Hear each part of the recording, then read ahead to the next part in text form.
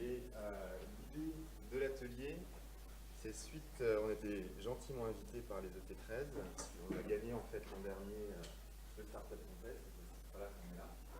Et ce que je vous propose, c'est de parler de la commercialisation d'activités avec un regard un peu différent. C'est comment nous, on s'est développé cette année, et de voir s'il n'y a pas des ponts à faire pour les prestataires d'activités. On a utilisé des techniques de marketing de contenu, des techniques de web marketing, de présence sur le terrain. Je pense qu'il y a des choses à prendre pour la vente de prestations d'activités pour les adhérents des offices de tourisme. Alors n'hésitez pas à me couper si vous avez des questions, je pense qu'on a le temps. Il n'y a pas trop de monde dans la salle, ça devrait bien se passer. Alors c'est pour qui pour les offices de tourisme, pour les ANT, on va parler un peu de web marketing. Je sais pas s'il y a beaucoup d'ANT dans la salle, l'équivalent ANT, community manager. Pas du tout. 1, 2, 3, il y en a quelques-uns quand même. Ouais, c'est plutôt, je pense, pour vous et assimilé, donc directeur d'office de tourisme. Bonjour. Voilà. Alors, ce que je vous propose d'aborder, ce que vous aurez en sortant, donc je vais vous raconter ce qu'on a fait, l'histoire du truc tour. Une application concrète du marketing de contenu. En fait, on a pris cette démarche pour essayer de faire venir nos prospects à nous, pour vendre nos solutions. Justement, pour créer du contenu, on a pris une démarche qui intéresse les prestataires d'activité. Et ces prestataires d'activité, aujourd'hui, ils vivent pas mal de bouleversements, puisqu'il y a toutes les OTA, les agences en ligne qui se lancent sur la vente de prestations d'activité. Il y a beaucoup qui fait ça sur l'hébergement. Aujourd'hui, il y a plein d'acteurs qui se lancent pour vendre de la prestation d'activité en ligne, et donc c'est un bouleversement majeur pour ces prestataires d'activité, puisque cette fois, ils doivent y aller. Donc, vu ce qui s'est passé avec les hébergeurs, ça fait un peu de casse. Donc, il y a beaucoup d'hésitation. Et c'est le contenu qu'on a choisi, nous, pour faire venir nos cibles, nos prospects, et les intéresser pour présenter notre service. Enfin, j'espère que vous repartirez, surtout pour les ANP, avec la volonté de faire un atelier pour vos adhérents sur le web marketing. Aujourd'hui, il y a plein d'outils simples, gratuits, qui permettent très simplement d'utiliser toute la puissance marketing de Facebook, par exemple, ou d'autres, pour cibler très précisément à moindre coût leurs clients. Alors, la belle histoire de ce tour. En fait, nous, on est une start-up et on avait 3 besoins majeurs. C'était de construire une image de marque, on s'est lancé en 2016. On n'avait évidemment pas d'image de marque, pas de client, rien. Donc, besoin de construire une image de marque, un besoin de confiance fort. On est dans le paiement. On demande à nos clients de mettre leur carte bleue sur notre site, de l'inspirer confiance.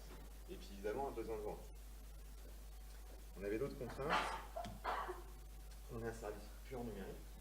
Et quand on parle de confiance avec un service pur numérique, il faut, on l'a conseillé dès le début, on l'a vécu, il faut de la présence. Il faut rencontrer les gens, il faut des infrastructures, il faut faire un lien entre le numérique et le monde réel pour pouvoir associer cette image de marque et créer de la confiance. Alors, pour vendre nos activités, pour vendre notre service, au début, on a fait pas mal d'appels à froid. Et technique, on appelle, c'est un peu comme jeter des graviers sur une fenêtre, on dérange les gens, ils ne sont pas disponibles. C'est pas très intéressant en termes de RH pour faire venir des employés pour faire ça toute la journée, c'est pas terrible. Donc on s'est assez vite orienté vers le marketing de contenu. Marketing de contenu, je pense que tout le monde sait un peu ce que c'est, on en parle surtout dans le numérique. En fait, c'est une vieille technique, en gros, on produit un contenu intéressant pour nos cibles, et puis on les fait venir. L'idée, c'est vraiment de les intéresser, et pas juste de parler de n'importe quoi, pour pouvoir les exposer à notre marque et leur vendre quelque part notre service.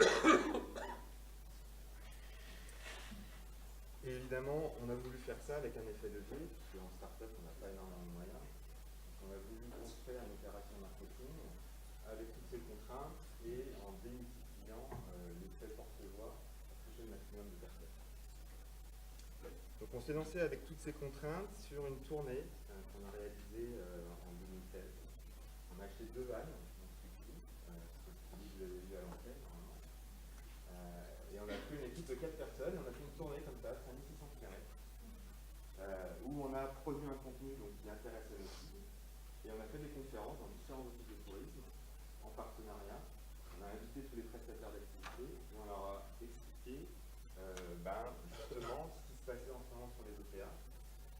quelles étaient les meilleures recommandations à prendre pour utiliser ces OTA, ces agences en ligne pour la vente d'activité, au mieux. Monsieur, utilisez le micro, s'il vous plaît, parce que c'est filmé, on n'entend pas du coup. Pas de souci. Vous m'entendez bien là? C'est mieux?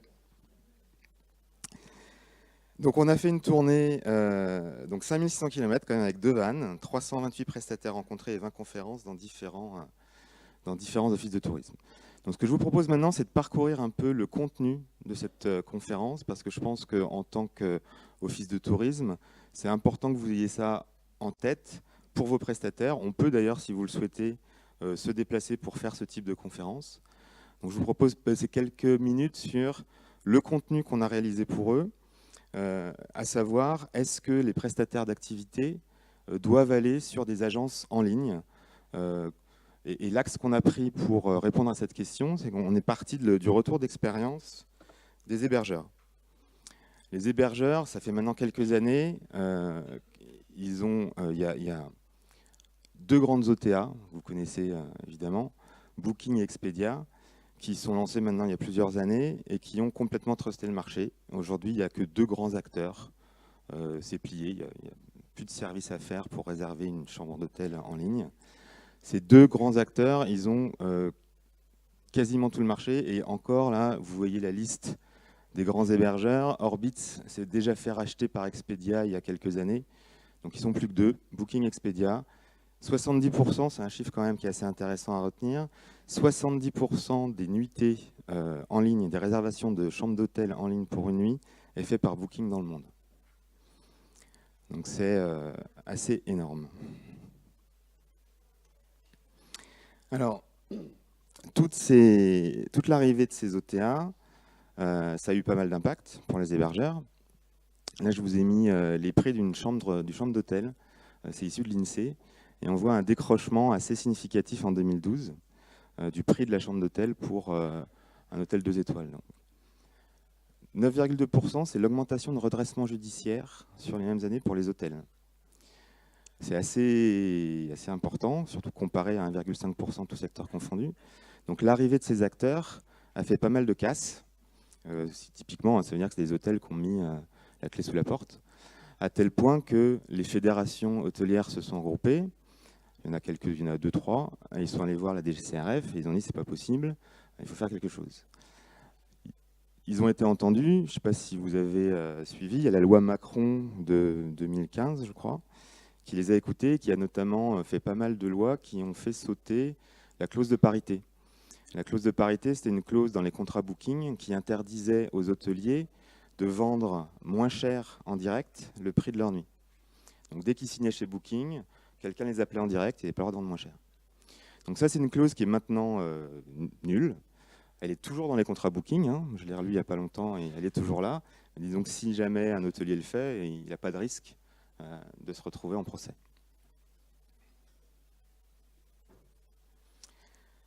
Donc pour faire simple, si on regarde les hébergeurs, il y a eu plein d'études qui ont été faites et c'est un sujet qui a été évidemment énormément étudié puisque les hôteliers s'en sont inquiétés. Il est ressorti plusieurs recommandations pour eux qui étaient assez classiques en fait, je les résume là. Optimiser sa distribution multicanal, vendre sur plein de canaux, les offices, les annuaires gratuits et Booking. Favoriser la réservation en direct et maximiser l'effet ricochet. Je ne sais pas si vous connaissez l'effet ricochet. L'effet ricochet, je pense que tout le monde l'a déjà fait une fois. L'effet ricochet, c'est ça. C'est je vais sur Booking, je choisis mon hébergement, et puis tout de suite derrière, je vais sur Google, je tape le nom de ma chambre d'hôte, et je les appelle en direct. Et ça, c'est un effet assez important en fait. Il y a eu des études là-dessus. Il y a une thèse, je crois même aux États-Unis, qui a été faite. Ils ont pris un hôtel qui était sur Booking et un hôtel qui n'y était pas. Et ils ont vu qu'il y avait une augmentation de la réservation en direct pour l'hôtelier qui était sur Booking. Parce que ça, c'est, je sais pas, beaucoup de gens l'ont fait et ça, c'est déjà, quand vous réservez, c'est assez classique. Hein, on a envie d'un contact humain, on n'a pas forcément envie de lâcher 20% ou 30% à Booking. Donc c'est assez naturel. Donc ça, c'est des choses importantes à prendre dans le choix, notamment d'une OTA pour les prestataires d'activité. Parce qu'évidemment, les OTA, elles font tout pour éviter le contact direct entre un client et l'hôtelier, en masquant notamment les adresses email. Alors pour pouvoir produire des recommandations à donner aux prestataires d'activité et se baser sur ce retour d'expérience des hébergeurs, il faut déjà regarder les grandes différences. En quoi la vente d'une prestation d'activité est différente par rapport à la vente d'un hébergement. Donc la première grande différence qu'on peut noter, c'est le lieu de réservation et le moment de réservation. Quand vous réservez une chambre, un hôtel ou une chambre d'hôte, vous faites ça souvent depuis chez vous, 6 mois à l'avance. Donc du coup, en termes de marketing, il faut faire une présence quasi globale. Il faut pouvoir aller toucher l'Américain qui va réserver en Ardèche sa chambre d'hôte et le faire quasiment toute l'année, puisqu'il y a un délai de 6 mois, parfois plus, pour réserver sa chambre. Pour les prestataires d'activité, c'est presque l'inverse. Ça se fait dans un rayon de 30-50 km autour de l'activité et ça se fait la veille la plupart du temps. Donc l'effort marketing à faire pour la prestation d'activité est complètement différent. C'est un rayon de 20-30 km autour de son activité et sur une période extra courte quelque part, c'est que la saison de la réservation. Donc ça évidemment, ce n'est pas les mêmes coûts et ce n'est pas les mêmes approches de marketing. La deuxième grande différence, j'essaie de l'illustrer avec cette petite vidéo qui est un peu vieille maintenant, je ne sais pas si vous la connaissez. Ouais. Ça me fait toujours rire, moi. Mais ce que je veux illustrer par là, c'est que pour la prestation d'activité, il y a un besoin d'échange en direct beaucoup plus important que pour un hébergement. Moi, si je vais faire du parapente avec ma fille, je vais discuter avec le moniteur, je vais savoir s'il y a des risques. Il y a un lien qui se crée pendant l'activité. Donc on veut déjà connecter, donc on veut déjà appeler le prestataire d'activité et échanger. Et ça, c'est aussi quelque part un problème pour les OTA spécialisés sur l'activité, parce que... Il y a une question ? Non. Parce que pour vivre, une OTA, elle doit quelque part capter le client et pas donner le nom du client à son prestataire. Donc interdire l'échange en direct. Si on continue sur les différences entre l'hébergement et les prestations d'activité, il y en a deux autres qui sont assez importantes. Un OTA, évidemment, il propose un outil de gestion des disponibilités. Et c'est assez facile quelque part, Booking, Airbnb l'ont fait, c'est assez facile de faire un outil de gestion de planning pour réserver une salle d'hôtel. Pour réserver une activité, c'est beaucoup plus compliqué. D'abord, c'est très diversifié. Ce n'est pas le même outil pour réserver une session de rafting où il y a des groupes, des guides, des horaires de départ, parfois des transports organisés. Et ce n'est pas le même outil pour réserver simplement une visite ou un bateau-mouche qui part visiter une ville. Donc très grande diversité, donc ce qui fait que les OTA, évidemment, elles ne peuvent pas produire un outil qui répond à toutes les demandes, à toutes les contraintes d'un gestion de planning pour une prestation d'activité. Il y a aussi un point important, toujours pour les prestataires d'activité. Les fédérations hôtelières, il y en a en France 2-3. Donc ils ont su se mobiliser quand ils ont eu besoin d'aller voir l'État pour aller demander une loi pour se protéger contre Booking. Les fédérations de prestataires d'activité, rien que sur l'eau vive, si on parle de rafting, de canyoning, il y en a au moins 6. Et on le multiplie par tous les secteurs d'activité. Donc s'il faut aller un jour faire pression sur l'État et avoir une coordination de ces fédérations pour demander une loi équivalente à la loi Macron pour se protéger par exemple de clauses de parité, ça va être beaucoup plus compliqué. Alors malgré toutes ces différences et ces difficultés quelque part pour les OTA, c'est un marché qui est énorme. Là, je vous ai mis des chiffres qui datent un peu maintenant, mais l'idée est là. C'est un marché important, il est en croissance de 10% par an. Ça ne nécessite pas de construire 10 usines et de faire 10 ans de recherche et de développement pour construire un site internet et vendre de la prestation d'activité en ligne, donc c'est des investissements plutôt faibles. Et en plus, il y a des marges importantes. On le voit sur la prestation, la vente d'hébergement, c'est 20-30% de l'activité, donc c'est assez rémunérateur. Donc il y a beaucoup de monde qui se lance. Je ne sais pas si vous l'avez vu, en tout cas les prestataires le savent bien, ils se font démarcher de manière assez récurrente par plein d'acteurs. Je ne vais pas vous détailler cette slide. L'idée à retenir, c'est qu'il y a des très gros acteurs qui se sont lancés. Il y a Airbnb qui s'est lancé dans la réservation en ligne de prestataires d'activités. Il y a Viator qui était un acteur majeur qui s'est fait racheter par TripAdvisor. Donc c'est les grosses bulles en haut, c'est le trafic web. Il y a plein d'acteurs, il y a plein de startups qui se lancent sur ce domaine. Donc évidemment, comme dans n'importe quelle activité économique, ça va se concentrer. C'est l'histoire du capitalisme. À la fin, il en restera probablement 2 ou 3. Et donc derrière, ça veut dire aussi une perte de contrôle des prestataires d'activité pour leur vente. Aujourd'hui, on le voit, Booking a augmenté ses tarifs, Booking rajoute des clauses dans les contrats, donc il y a une perte d'autonomie pour le prestataire d'activité.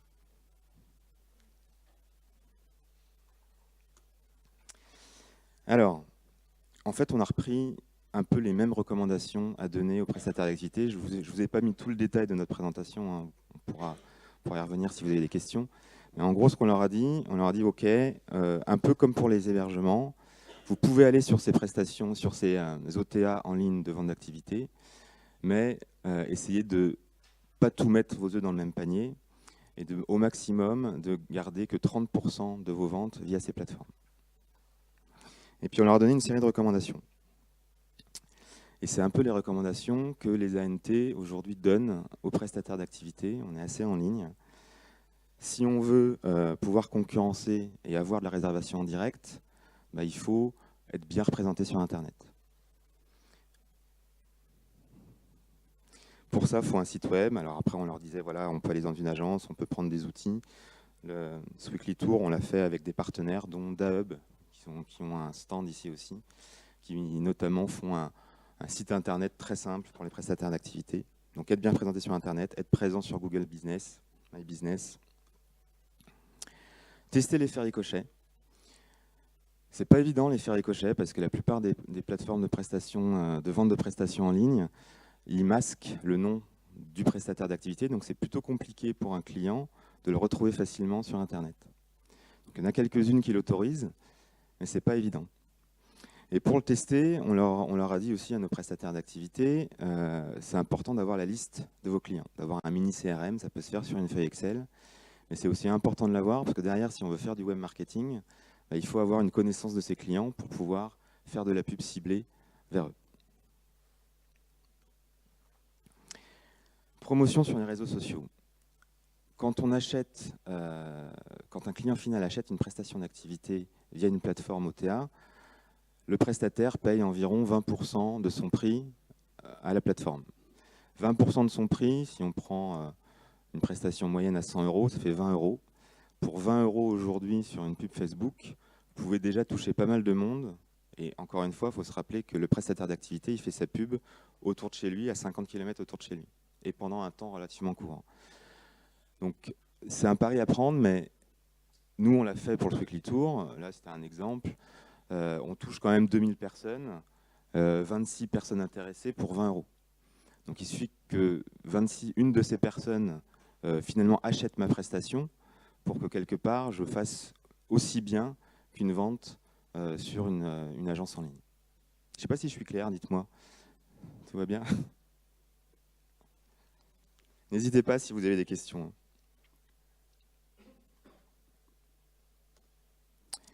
En plus, la pub Facebook, et on va le voir après avec un petit discours sur le web marketing, elle permet de cibler énormément les personnes qu'on veut toucher. Donc il y a un vrai retour sur investissement qui est là.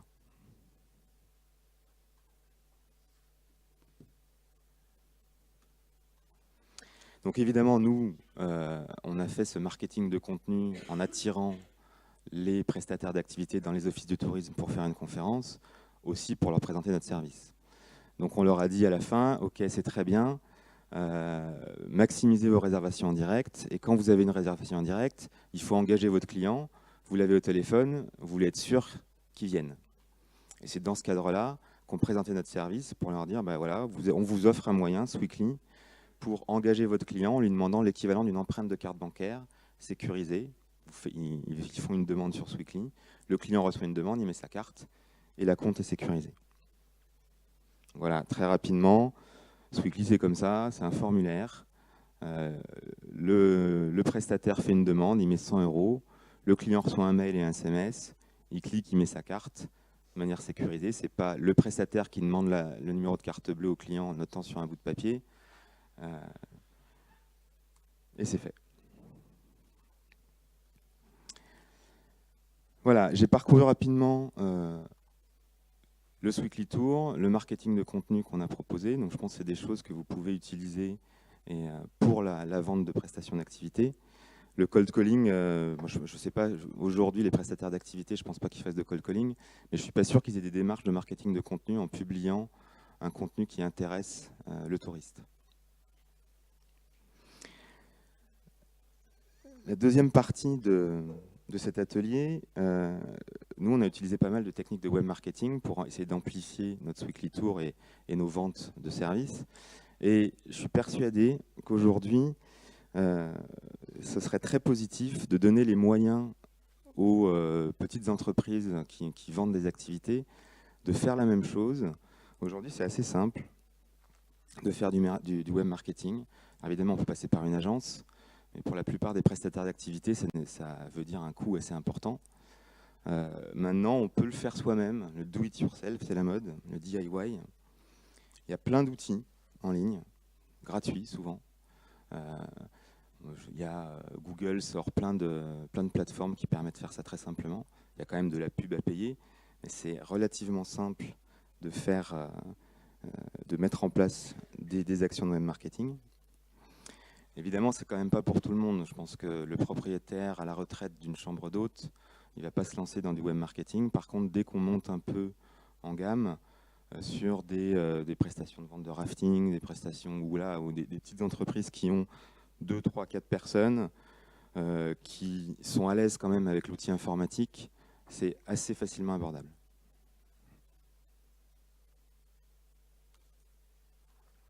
Et puis surtout, ça permet de faire un ciblage du prospect qui est vraiment hyper pointu et ça permet de faire une pub hyper ciblée. Je pense que ça peut apporter beaucoup. Aujourd'hui, je pense qu'on est encore sur des techniques de vente ou de marketing avec des pots d'accueil au camping. Aujourd'hui, quand même, le touriste, il a toujours son téléphone avec lui. Il regarde Facebook au moins 3 fois par jour. Il y a 2-3 scénarios qu'on peut mettre en place assez facilement pour augmenter simplement son chiffre d'affaires. Donc, je vous propose de regarder ensemble 2 scénarios qui me semblent assez pertinent pour les prestataires d'activité. Évidemment, je pense qu'il faut le prendre dans un cadre d'ateliers organisés pour les prestataires d'activité. Ça ne va pas se faire en une séance, mais faire un petit programme web marketing pour les prestataires d'activité en 3-4 sessions de 2 heures, je pense que c'est complètement envisageable. Donc le premier scénario, c'est faire une pub ciblée. Une pub ciblée, normalement, la plupart de ces prestataires d'activité ont déjà une liste de clients. Et l'idée, c'est d'utiliser le fameux lookalike de Facebook pour démultiplier la portée et toucher les clients qui ressemblent à mes clients, les prospects qui ressemblent à mes clients, et leur vendre ma prestation.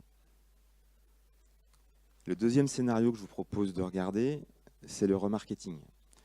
Le remarketing, je pense que tout le monde connaît, c'est quelqu'un qui vient une fois sur mon site web et qui fait quelques actions sur mon site web, et je veux pouvoir lui envoyer une pub sur Facebook ou ailleurs en disant, ben voilà, si vous voulez finir votre achat, ou on vous pousse un code promo pour acheter une descente en canyoning, par exemple.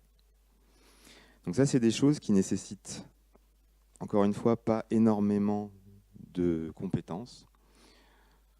Le lookalike, c'est un peu la base pour une pub ciblée. J'ai déjà ma liste de clients, je l'ai sur une feuille Excel. Idéalement, je connais son nom, son prénom, son mail, sa date de naissance. Et la plupart beaucoup de prestataires qui ont ces informations, notamment dans l'outdoor, quand il faut faire du canyoning par exemple, il faut même la pointure des chaussures, il faut la taille, il faut la date de naissance, il y a plein de choses qu'on a.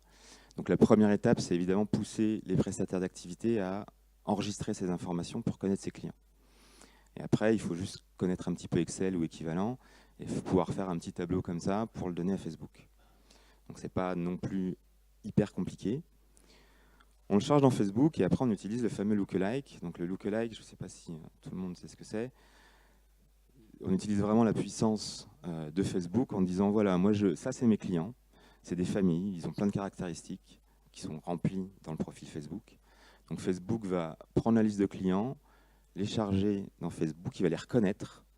Il sait que telle personne, ils ont tel profil Facebook, ils ont tel compte, ils ont liké tel type de contenu, ils ont des enfants, ils sont mariés, ils ne sont pas mariés.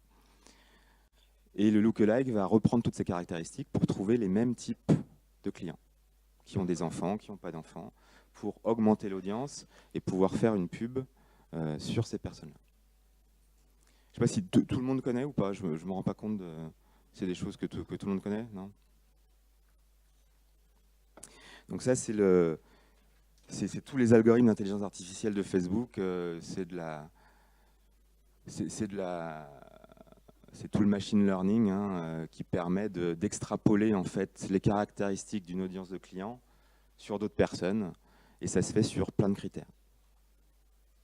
Mais pour le client final, pour l'utilisateur, c'est complètement transparent. Ça se fait en 2 clics. Une fois qu'on a fait ça, Facebook, là je parle de Facebook, mais ça pourrait être pareil sur Google AdWords, ils ont évidemment simplifié au maximum la manière de faire une pub. Là, je l'ai fait sur Sweekly, on fait un post, on dit, voilà, demandez une caution avec Sweekly, on met un visuel pour être encore plus pertinent. Derrière, on choisit notre audience. Donc moi, si je viens de faire une audience en lookalike à partir de mes clients, je peux choisir ici, voilà, je prends mon audience que je viens de créer et puis je spécifie ma zone sur laquelle je veux faire de la pub. Donc si c'est autour de chez moi 50 km, je peux le faire autour de chez moi 50 km. Et après, le plus dur, c'est presque de faire le visuel et de le charger dans Facebook. Et franchement, aujourd'hui, il y a des outils, je vous en montrerai quelques-uns. Il n'y a pas besoin de connaître Photoshop pour faire un visuel sympa et qui attire du monde.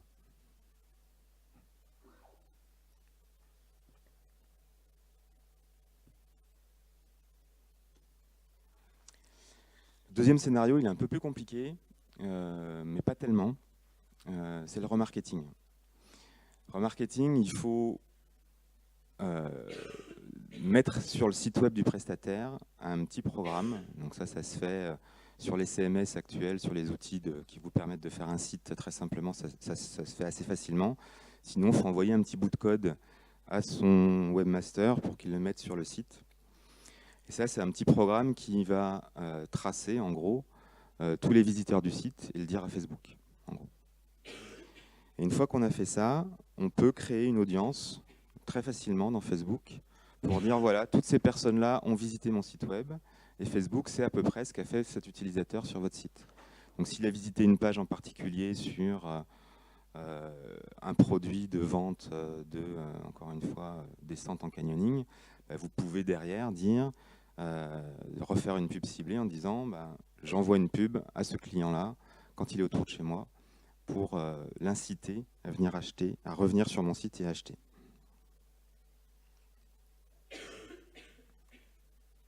Voilà, c'est un petit bout de code comme ça et c'est assez facile. Après, là, voilà, juste pour vous montrer un peu la simplicité du truc, j'ai créé une audience, ça dure 30 secondes. C'est l'outil de Facebook qui s'appelle Facebook Business Manager. Je vais sur créer une audience, je peux charger mon fichier de client, où je peux dire, une fois que j'ai installé mon pixel, voilà, je veux mettre dans cette audience tous mes visiteurs qui ont visité une page de mon site web dont l'URL contient Bravo ou ce que vous voulez.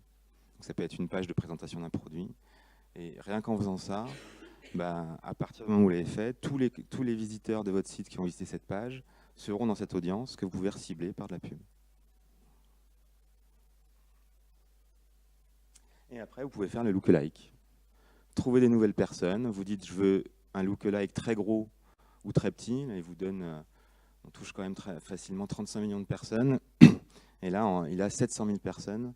À partir d'une liste de clients, il peut aller très loin pour trouver donc une audience qui correspond à mes clients ou qui ont visité telle page, et j'extrapole en trouvant les clients qui sont intéressés par les mêmes choses.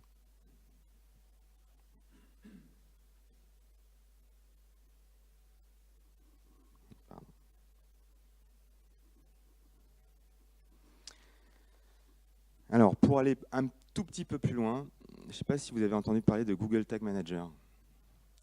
C'est un outil gratuit fourni par Google qui a enlevé la complexité de modifier son site web, en gros. Avec Google Tag Manager, vous pouvez insérer très facilement des petits bouts de code dans votre site web et derrière, vous donnez aux prestataires d'activité les moyens d'installer, par exemple, un chat. Un chat sur son site, ça se fait en 2 minutes une fois que vous avez installé Google Tag Manager sur votre site. Et vous pouvez même faire de l'A/B testing, ça sera vraiment pour des besoins plus évolués, mais avec Google Tag Manager, vous pouvez changer la couleur d'un bouton sans demander à votre développeur et regarder si la couleur de ce bouton influence sur le trafic que vous avez sur votre site. Et encore une fois, bon, là, il faut... c'est peut-être pas dans le cadre de quelques ateliers, mais en tant qu'ANT, moi, je vous invite à aller voir parce que ça vous donne pas mal d'idées pour conseiller des prestataires d'activité, même s'ils ne vont pas le faire eux-mêmes, s'ils veulent l'acheter sur une agence web marketing, le fait de comprendre comment ça marche, ça permet déjà d'être un bon interlocuteur, un bon acheteur de ce type de prestations. Si vous voulez en savoir plus sur Google Tag Manager, moi je vous recommande cette chaîne YouTube là, que j'ai mis à droite, Mesure School, qui explique très très bien comment on met en place tout ça sur un site web, et c'est quand même relativement simple pour les personnes qui, encore une fois, sont à l'aise avec l'outil informatique. Je vous parlais d'un outil qui permet de faire des visuels très simplement. Nous, on l'utilise. Canva, je ne sais pas si vous le connaissez, Canva, tous ou pas. Ouais. Bon, tout le monde le connaît, donc c'est pas une super info. Mais voilà, il n'y a pas besoin de Photoshop, ça se fait très facilement. Il n'y a pas besoin de grand-chose. Facebook Manager, je vous en ai parlé. Ce qui est important quand on fait une pub Facebook, quand même, c'est de voir ce que ça rapporte. Parce que dépenser même 10 € par jour, ça suffit pour avoir des clients. Mais il faut avoir quand même le nombre de clics sur la page et on peut même configurer le nombre de clients que ça rapporte. Donc ça, il faut regarder, il y a quelques ressources sur le net qui sont intéressantes, mais ça devrait faire partie de l'atelier.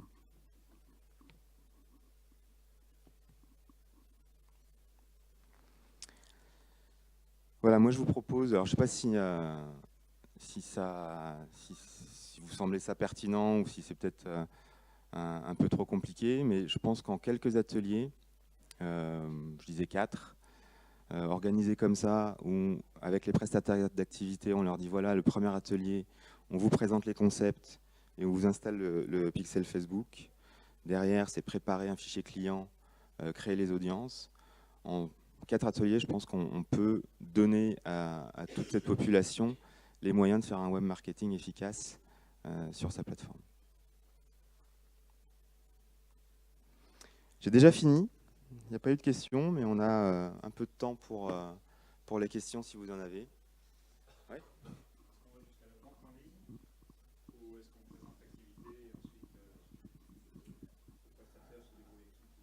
Pour le web marketing, vous voulez dire?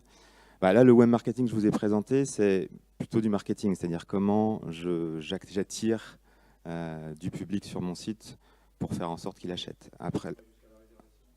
Alors après, sur le site web, s'il y a de la réservation en ligne, oui, mais ça c'est hors web marketing si vous voulez. Mais oui, après, évidemment, l'idéal c'est que le prestataire d'activité ait de la réservation en ligne intégrée sur son site web. Non, c'est pas compliqué. Il y a pas mal de solutions qui existent aujourd'hui. Simplement avec un formulaire de réservation et Sweetly, par exemple, on peut assez facilement engager son client très simplement, puisque un formulaire, une carte bleue qui est sur la base d'une empreinte de carte bleue, sans forcément parler de flux financier, ça confirme le client. Il va venir puisqu'il a mis sa carte. Et on peut assez facilement derrière...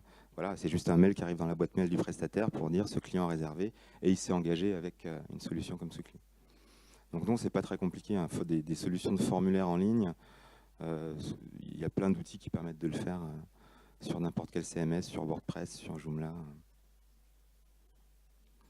Oui ? De l'annulation. Ouais. Alors en fait, oui, là sur Sweetly, c'est vraiment le principe qu'on offre, c'est-à-dire qu'on engage le client en lui demandant de mettre sa carte bancaire. Donc, le prestataire fait une demande, le client met sa carte bancaire, on fait juste une empreinte. Il n'y a pas de débit a priori de l'argent. Et évidemment, si le client ne vient pas, s'il pose un lapin, le prestataire a moyen de faire un encaissement sur la carte bleue du client final. C'est le prestataire qui décide s'il encaisse ou pas avec notre modération. C'est-à-dire que nous, on est tiers de confiance et on s'assure justement qu'il n'y ait pas d'abus sur le sujet. Donc il y a un contrôle sur l'encaissement.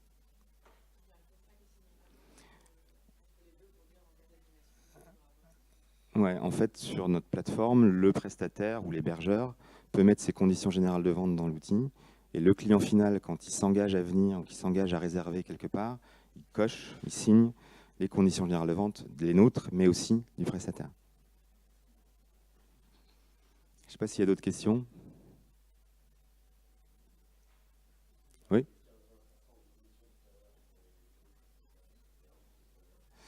Alors, je répète la question parce que tout le monde n'entend pas. Les commissions sont de 10, 20%, 30% parfois pour les grosses OTA. Et quelle est la commission Sweekly? Donc nous, on prend 1,8% plus 25 centimes hors taxe du montant qu'on sécurise. Donc ça marche pour un acompte.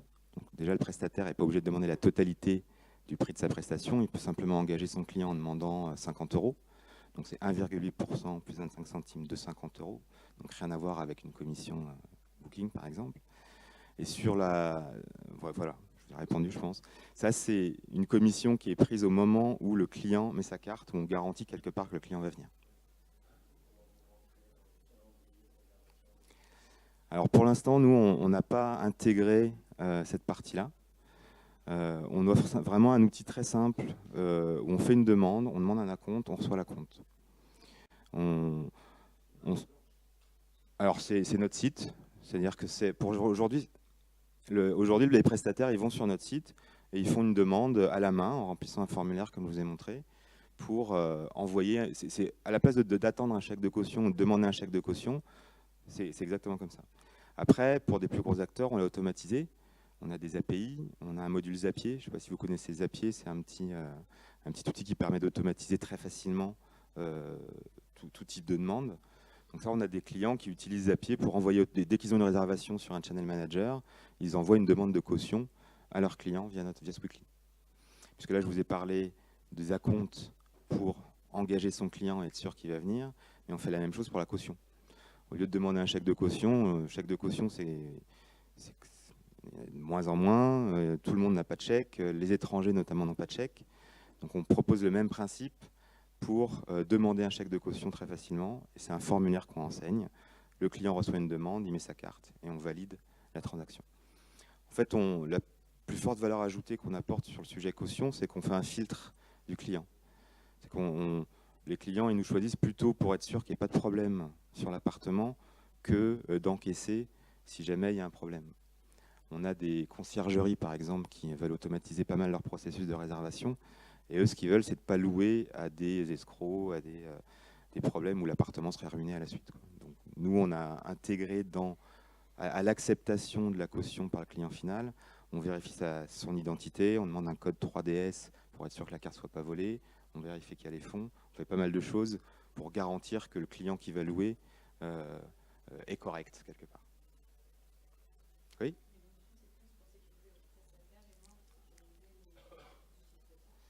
Alors, on est vraiment le tiers de confiance, donc quelque part on fait un peu les deux.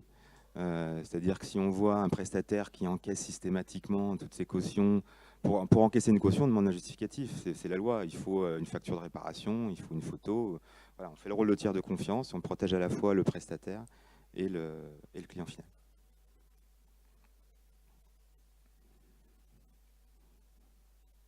Oui, encore. Alors, on n'a pas encore intégré d'assurance, mais ça va arriver très bientôt, puisqu'en effet, il y a deux axes de développement pour Sweekly. Il y a assurer le propriétaire en complément, parce que parfois des dégâts peuvent être plus conséquents que la caution qui est demandée. Donc on peut intégrer une assurance automatique dans ça. Et puis on peut aussi proposer pour le client final une assurance annulation. C'est-à-dire que quand il s'engage pour venir à une prestation, il peut mettre une petite case à cocher en disant si jamais je me casse la jambe, bah, je ne perds pas mes sous quelque part. Donc c'est deux axes sur lesquels on travaille et ça devrait sortir d'ici 2018, début 2018.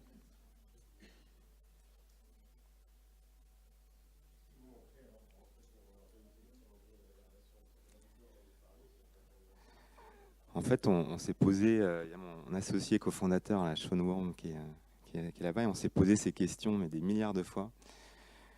Et en fait, j'en ai un peu parlé, mais la gestion d'un calendrier pour une prestation d'activité, elle est très diversifiée et très compliquée. Donc mettre le doigt là-dedans, ça veut dire qu'il faut le faire bien, et donc il faut proposer des outils qui correspondent vraiment à un besoin, à un métier. Et du coup, ça nécessite vraiment, c'est une autre société quelque part, voilà, il faut développer toute une compétence sur le sujet, et plein d'outils sur le sujet. On a pris un axe différent en disant, nous, on reste un couteau suisse du paiement, en proposant des demandes simples, ponctuelles. Je demande un acompte, je le reçois, c'est clair. Je demande une caution, je la reçois, c'est clair. C'est un choix stratégique en fait. Bon, pour l'instant en tout cas, peut-être qu'on le fera dans 10 ans si elle la demande, mais pour l'instant on attaque cette verticale en disant on est le couteau suisse du paiement, enfin du paiement, de la caution, de l'acompte, donc de l'empreinte de carte bancaire. On fait aussi le paiement, parce que les clients nous l'ont demandé, parfois ils ont besoin d'encaisser directement de l'argent et pas juste une empreinte de carte bancaire. Voilà. Je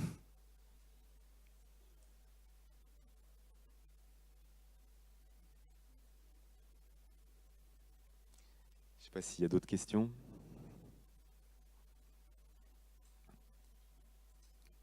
Parfait. On est un petit peu en avance. Mais dans ce cas-là, si vous n'avez pas d'autres questions, je vous libère. Merci beaucoup.